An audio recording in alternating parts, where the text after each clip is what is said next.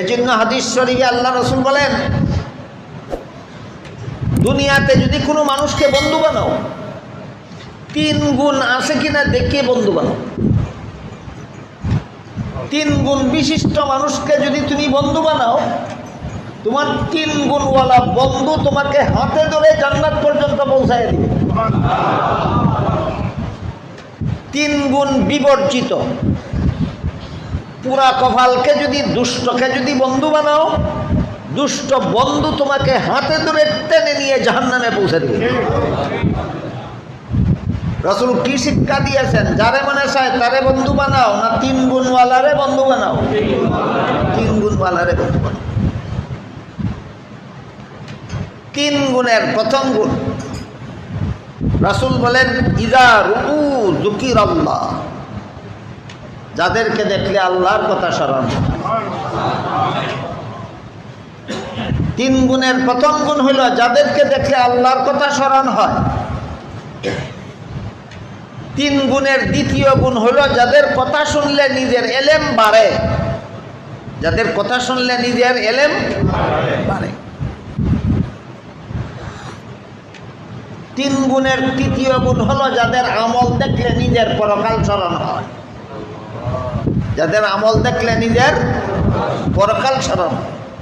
3 গুণওয়ালারে বন্ধু বানাও, 3 গুণওয়ালার সাথে মহব্বত রাখো, 3 গুণওয়ালার সাথে চলাফেরা করো, 3 গুণওয়ালার সাথে উঠা বসা করো, 3 গুণওয়ালার সাথে সম্পর্ক রেখে চলো, 3 গুণওয়ালার সঙ্গ লাভ করো।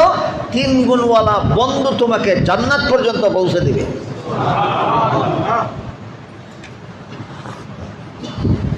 3 গুণ নাই দুষ্ট, এর সাথে যদি সঙ্গ লাভ করো, তোমার দুষ্ট বন্ধুই তোমাকে জাহান্নামে পৌঁছে দিবে। তখন হাত কামড়াইবে আর বলবে, ইয়া ওয়াইলাতা লাইতানি লাম আত্তাখিজ ফুলানান খালিলা, হায় রে আমার পুরা কপাল, দুষ্টটার সাথে যদি লেখাপড়া করতাম না, দুষ্টটার সাথে যদি খেলাধুলা করতাম না, দুষ্টটার সাথে যদি চলাফেরা করতাম না, তাহলে দুষ্টটা আজকে আমাকে জাহান্নামে নিতে পারতো না।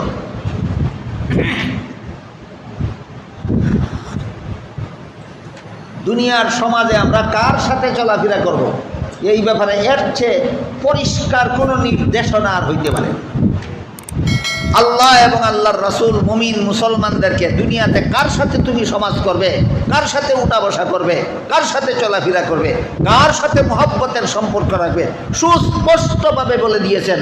আল্লাহওয়ালাদের সাথে সঙ্গ লাভ করো, তোমার ঠিকানা হবে জান্নাতে। পাপিষ্ঠদের সঙ্গ লাভ করলে তোমার ঠিকানা হয়ে যাবে জাহান্নামে। কাজেই অপবিত্র আত্মাকে পবিত্র করার সবচেয়ে সহজ ব্যবস্থা আল্লাহওয়ালাদের সঙ্গ লাভ। মনে থাকবে?